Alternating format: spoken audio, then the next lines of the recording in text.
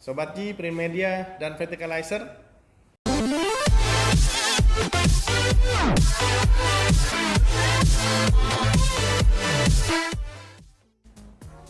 Saat ini saya bersama dengan Mas Anjar di Nata.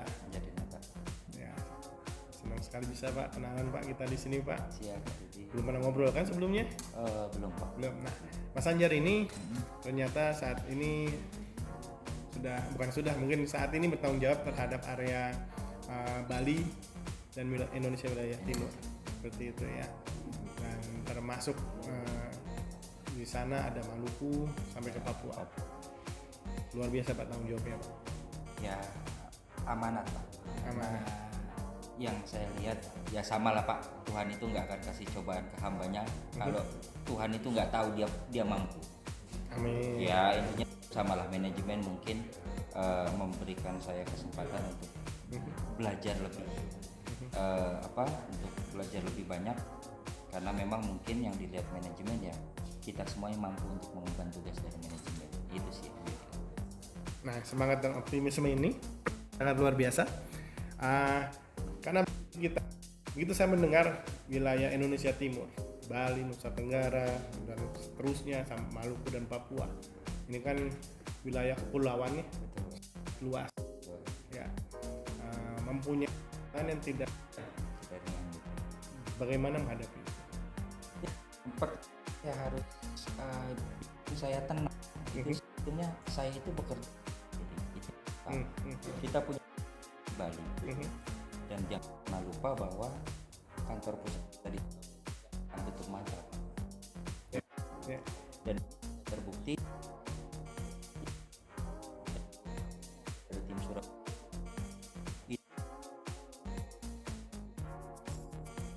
pulau di Sudah sampai sana. sudah Pak. Kalau Kupang ya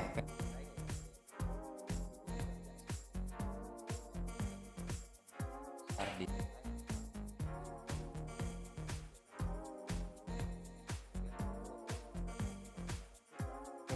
Terus Lewole kemudian kita juga sudah itu memang sudah ada beberapa unit kita, jadi versi saya itu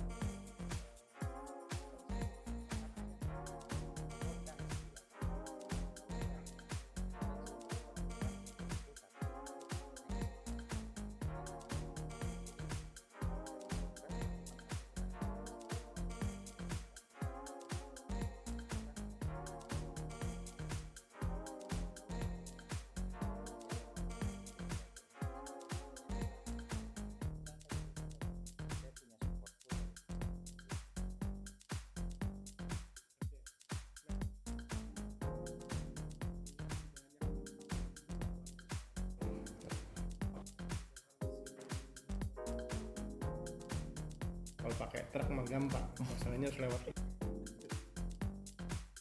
mulai dari instalasi sampai ke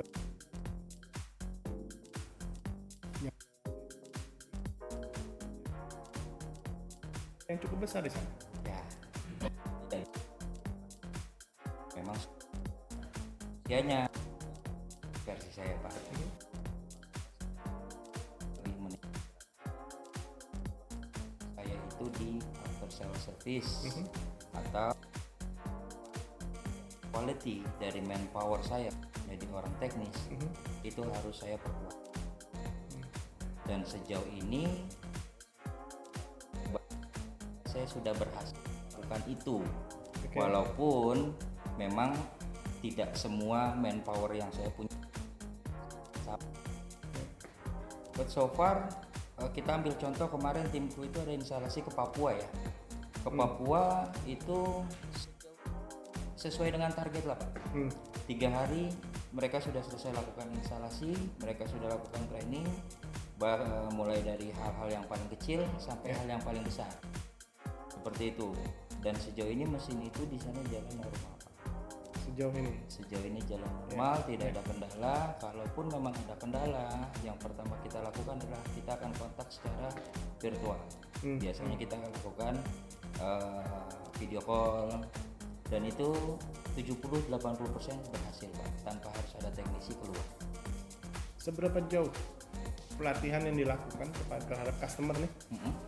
Kita tahu lah teman-teman yang ada di pulau, ya kan, misalnya bukan orang-orang yang mudah, ya orangnya keras-keras semua, seperti itu, dan sumber dayanya juga sangat terbatas. Ya. Nah, bagaimana tuh mendorong atau bagaimana kita memfasilitasi mereka pada saat mereka mendapatkan masalah terkait dengan penggunaan mesin? Kuncinya sebetulnya tetap ada di teknikal Pak. Dan alhamdulillahnya seluruh teknikal yang ada di bawah tim saya itu adalah orang-orang yang bahasanya itu orang lapangan yang suka nongkrong. Oke. Jadi biasanya kalau orang yang sering nongkrong itu mereka akan lebih luas Pak, lebih humble. Oh, oke. Jadi bicara dengan operator ya khususnya ya, itu mereka akan lebih mudah lah, karena mereka pasti punya bahasa santai yang bisa dicerna sendiri. Nah, dia bicara mengenai bahasa itu tadi ya. Karena sih membina komunikasi tuh dengan orang dengan ya teman-teman yang di lawan. Gini Pak, saya itu selalu menggunakan bahasa yang jarang sekali formal Pak. Maksudnya gimana? Jadi gini, kalau versi Bapak coba telepon ini, Bapak coba lakukan ini, Bapak coba lakukan ini, enggak Pak. Kita pakai bahasa anak muda lah Pak. Bro, udah pernah ngelakuin ini belum? Bro, udah pernah ngelakuin ini belum? Jadi saya lebih kepengen antara Gading Murni dengan percetakan itu tidak punya gap antara penjual dan pembeli mesin Pak. Tapi yang harus saya sadari adalah dengan adanya kerjasama lewat mesin, hubungan emosional kami ini akan makin dekat. Oke. Jadi kalau hubungan emosional itu sudah makin dekat, versi saya kita mau berbahasa seperti apapun akan mudah diterima di sana. Kuncinya pendampingan intensif dengan bahasa yang luwes, tidak terlalu kaku. Itu sih kuncinya Pak, yang sejauh ini saya terapkan dengan tim. Ya. Gitu. Saya kalau membayangin banyak pulau itu, udah mabok laut duluan saya.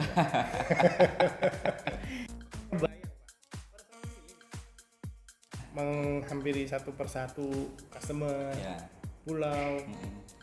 Berapa lama? Bisa nggak pernah pulang Pak? Kebetulan kita dapatnya itu jadi gini Pak. Sekarang ini kan eranya teknologi sudah berkembang sangat pesat Pak. So far kita udah nggak perlu lagi terlalu banyak lama berdiam di pulau ini, di pulau ini, di pulau ini. Oh, ya? Instagram, Facebook, itu semua jadi alat yang bisa memacu. Makanya saya bilang, saya tidak pernah takut saya harus nyebrangin banyak pulau. Tim saya nggak pernah takut kita nyebrangin banyak pulau. Kita nggak pernah takut orang sales kita tidak punya data. Karena apa? Kuncinya satu Pak, manajemen pusat kita menyediakan markom. Jadi semua informasi bisa secara virtual itu dikirimkan ke seluruh Indonesia. Kalau ada 1-2 yang nyangkut pasti akan masuk dulu ke pusat Pak, diolah oleh pusat. Kemudian ketika memang ada keseriusan di sana, tim pusat itu pasti akan kirim ke cabang-cabang terdekat Pak. Terkait dengan keluhan. Betul. Ya, Kemudian yang kedua, seperti yang tadi saya bilang, saya sudah bisa menempatkan beberapa unit di luar pulau ya Pak. Artinya media promosi yang paling baik adalah mulut ke mulut Pak. Jadi saya nggak perlu keliling di satu tempat cukup lama, cukup kita install mesinnya, pendekatan persuasif, berbahasa yang luas, bikin mereka nyaman. Ketika tetangga mereka atau rekan-rekan mereka membutuhkan unit, percayalah Pak, promosi yang paling baik adalah dari customer awal kita. Dari mulut ke mulut. Yes, itu yang selalu kami jaga. Nah, ya itu tadi dengan tantangan yang besar. Sampai saat ini, Gading Murni sudah ada berapa banyak mesin terinstall di wilayah timur? Based on data dari tim teknikal kita, ini yang dari timnya DGI Bali aja ya Pak ya. Sebelum di luar dari manajemen pusat yang mungkin memang lakukan penjualan di Bali, tercatat sampai akhir 2023 itu jumlah install dari tim kami sendiri ada di angka 150 Pak. 150 unit install untuk Bali Lombok, Sulawesi, karena waktu itu memang kita belum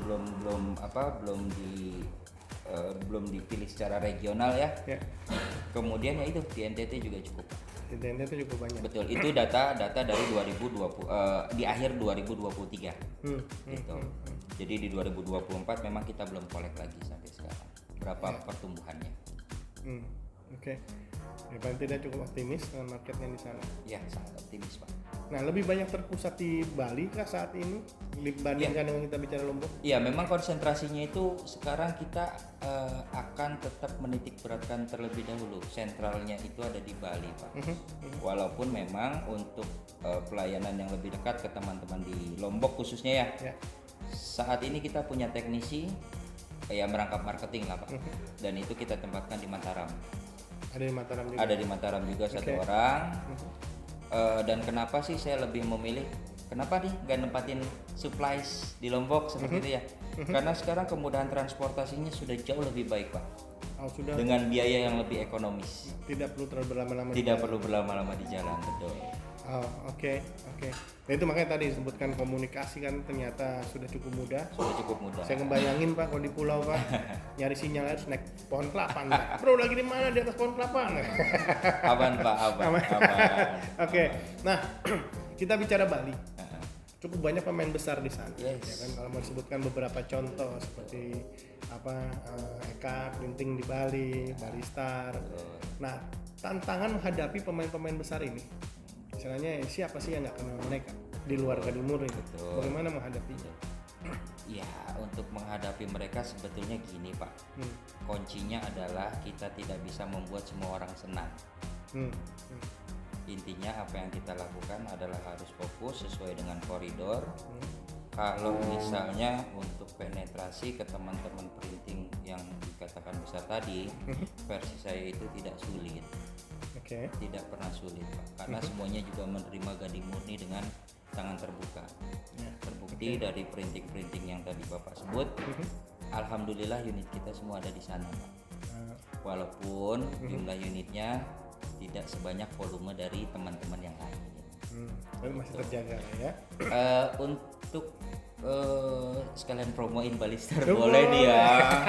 Jadi gini Pak, khusus untuk Balistar sendiri ya alhamdulillah sejak 2020 ketika memang saya sudah mulai konsen sekali di Bali.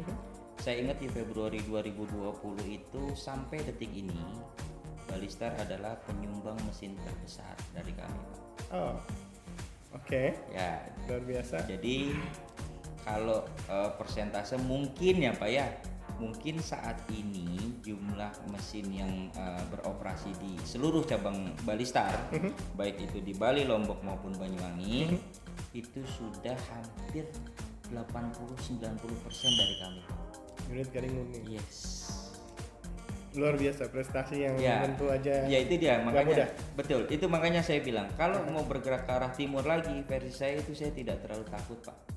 Karena memang banyak customer memberikan kami kesempatan, banyak customer yang memberikan bukan uluran tangannya lah ya, memberikan pastinya memberikan kesempatan menerima kami dengan baik untuk menjalin hubungan yang lebih jauh sehingga portofolio kami ini jauh lebih baik dan tidak terlalu sulit untuk melakukan penetrasi ke teman-teman lain. Seperti itu. Oke. Dan untuk SPE yang segera akan kita lakukan, ya kira-kira ada cukup banyak teman-teman dari Bali dan Lombok datang ke Surabaya. Informasi yang saya terima cukup banyak yang akan datang Pak, dan kita tinggal lihat nanti seberapa banyak gong itu bunyi dari teman-teman wilayah Bali Lombok. Seperti itu. Yes. Kalau yang mukul orang Bali bunyi beda berarti? Mungkin agak mistis sedikit Pak kalau pukulan gong orang Bali itu Pak. Begitu. Bagi yang orang nggak suka langsung budek gitu ya. Oke. Sobat G, Print Media dan Verticalizer, demikian untuk market Bali dan Lombok ya, akan ditunggu oleh Mas Anjar. Siap. Di SPE. Semangat. Terima kasih.